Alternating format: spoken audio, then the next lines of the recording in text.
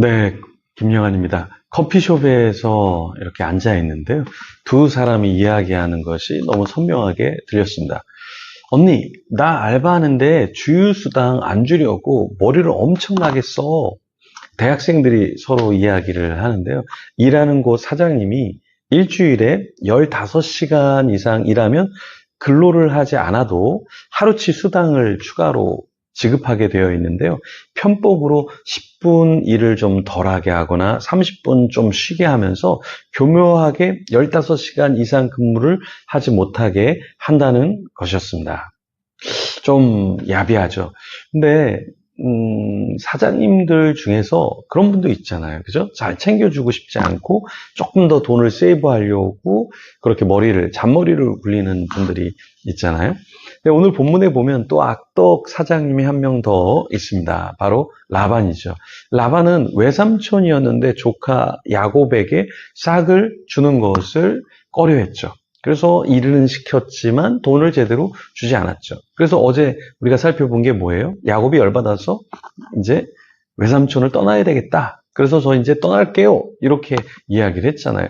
그러니까 그때야 라반이 내가 삭을 좀 정해서 줄 테니까 너 뭐 얼만큼 받고 싶은데 이미 마음이 떠났는데 그때서야 이제 뭔가 챙겨주려고 했다라는 것이었죠. 자, 오늘 본문에서도 여전히 그런 상황 가운데서 이 두 사람이 서로 조율하게 되고, 네, 야곱이 이제 자기의 길을 가게 되는데요.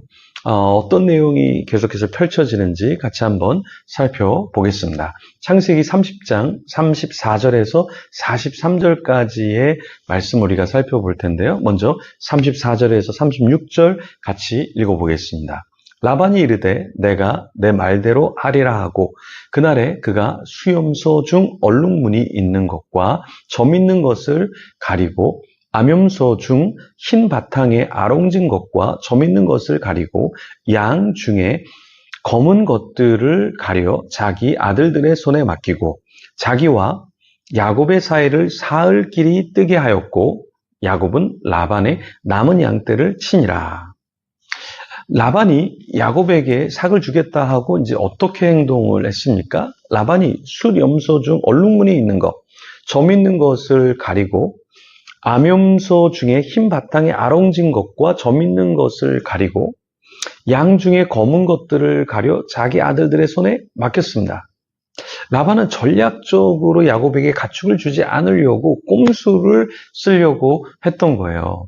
그러니까 얼룩무늬 있는 거, 점 있는 거, 흰 바탕에 아롱진 것을 자신의 아들들의 손에 맡겨버려요.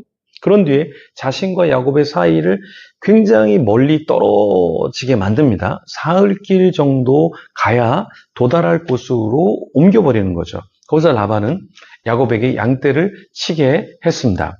라반은 굉장히 이기적이었어요. 그죠? 그러니까 자기 것을 지키려고 꼼수를 썼고 또 가까운 거리가 아니라 먼 거리로 뛰어 놓았죠. 37절에서 이제 39절에 보면 야곱이 버드나무, 살구나무, 신풍나무의 푸른 가지를 가져다가 어떻게 했죠?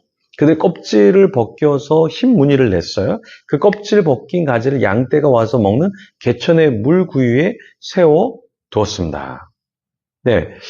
껍질 벗긴 가지를 개천의 물구유에 세워서 양떼가 물 마시게 하자 어떤 일이 벌어졌죠? 가지 앞에서 새끼를 갖자 얼룩얼룩한 거, 점 있는 거, 아롱진 것을 낳았죠. 네, 참 놀랍지 않습니까? 어떻게 이런 일이 벌어졌을까요? 그리고 야곱은 새끼를 이제 구분하기 시작하는데요. 그 얼룩무늬와 검은빛 있는 것을 라반의 양과 서로 마주보게 했습니다. 네. 그리고 야곱은 자기 양을 따로 두어서 라반의 양과 섞이지 않게 했습니다. 이런 모습은 라반이 야곱에게 했던 방법과 굉장히 비슷해요. 라반도 머리를 썼잖아요. 그죠? 네, 따로 띄워두게 하고 거리를 굉장히 멀리 두고 그런데 야곱도 아마 이 라반에게 상처를 받았는지 비슷한 전략을 사용을 했죠. 야곱은 전략적으로 어떻게 자신의 가축을 늘렸죠? 튼튼한 양이 새끼를 가질 때 양떼의 눈앞에 그 가지를 두었어요. 그러니까 약한 양이 오면 그 가지를 두지 않았어요. 그러면서 자기가 뭐를 얻습니까? 튼튼한 양을 얻게 되었다라는 것이죠. 이 라반과 야곱은 다 전략적이었습니다. 그러니까 라반은 나름대로 자기 것을 세이브하고 주지 않으려고 했고요. 또 야곱은 야곱대로 자기가 방법을 동원해서 자신이 생각한 방법을 동원해서 결국에는 실한 것, 굉장히 건강한 양을 자기의 것으로 얻게 되었죠. 43절에는 이렇게 말합니다. 이에 그 사람이 매우 번창하여 양떼와 노비와 낙타와 나귀가 많았더라. 지금 성경은 구체적으로 다 설명하고 있진 않지만 야곱이 그냥 양만, 건강한 양만 얻은 게 아니라 노비도 얻었고 또 낙타도 얻었고 나귀도 얻었다. 그래서 굉장히 많았다라는 이야기를 합니다. 그러니까 라반이 사실은 야곱에게 싹을 주지 않으면서 자신이 번창하려고 했죠.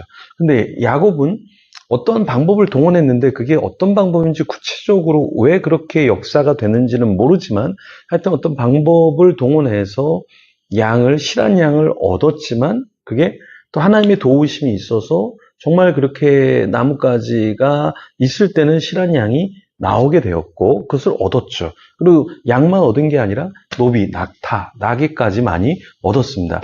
주지 않으려고 했던 라반, 그런데 결국에는 잃어버리게 되었죠.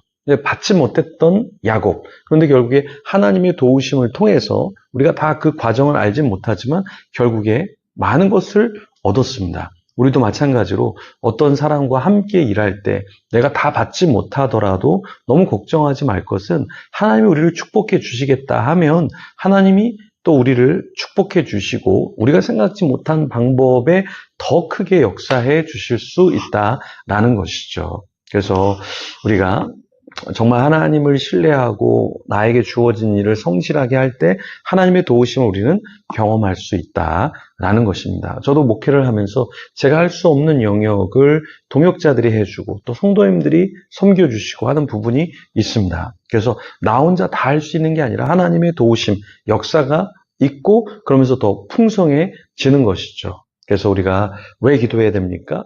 열심히 나만 일하고 욕심만 부린다고 되는 게 아니라 그것을 내려놓고 하나님의 도우심, 함께하는 사람들의 도우심, 또 하나님의 천사와 하나님의 기적을 통해서도 때로는 우리를 복주시고 축복해 주시니까 그런 것을 받을 수 있도록 더 기도하고 우리 자신을 하나님이 보시기에 합당한 자로 세워가는 것, 그것이 필요하겠죠. 그래서 우리 같이 기도하면서 하나님이 보시기에 합당한 사람, 그리고 함께 동역하고 충분히 서로 축복해주고 받을 수 있는 그런 존재가 되기를 소망합니다. 우리 그런 자가 되도록 우리 기도하며 하나님 앞에 나아가겠습니다.